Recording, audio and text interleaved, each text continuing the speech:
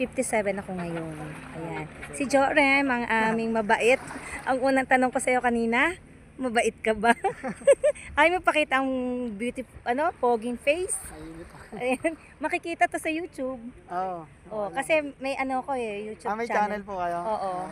You can subscribe me. Ano Ma, po bang channel nyo na yun? Ma Corazon Ambos. Mamaya pakita ko sa iyo. Yan. Yan ang aking diversion eh. Yan. Pila lang. Yan, siya po ang aming bayani. Ang mabait na bayani namin ngayong araw na to. Yan, ang ganda ng view. Yan, o diba ang ganda? Agwawan Beach.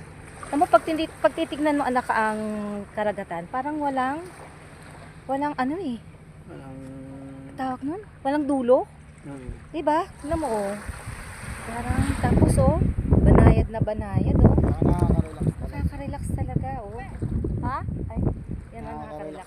Ibig sabihin, dyan sa hanggang dyan lang ang pag-swim, paglangoy. Hindi na pwede. Hindi po, pwede po yan. Oh, kahit hanggang saan kaya mong lumangoy, lalang. Ha?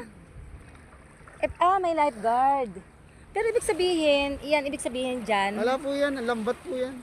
Pag isda? Opo. Pang isda lang? Akala ko yan yung pinaka parang borderline. Lambat po yan. Ayun, yung maliit na na yun, yung bundok na yun, ano yun?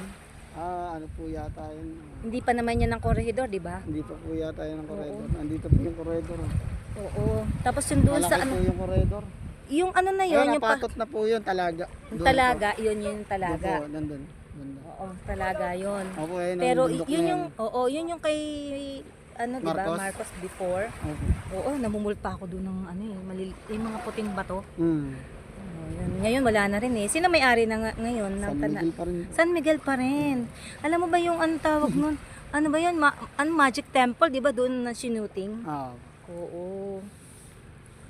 Tsaka marami yung sinuting dito eh. Like si Fernando po dito. Fernando po dito. Oo, paborito dito. Si Yung panahon ng uso pa yung Si Philip Salvador, yung probinsyano to, dito rin sinuting. Andito ako 1987. 87. Teacher po pala kayo dati. Oo. Tapos 2 years na akong nag-early retire. Kasi medyo hindi pa ako dapat mag-retire anak. 5 years pa sana akong nasa service. Nasayang. Actually, kalahati ng buhay ko ang nawala. Oo, kasi hindi sa hinagap inisip. Hindi ko naisip na mag-retire ako.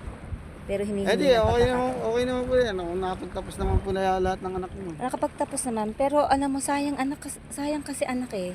Pero alam mo yun, may mga bagay o ang pangyayaring hindi mo gusto, pero kailangan mong gawin.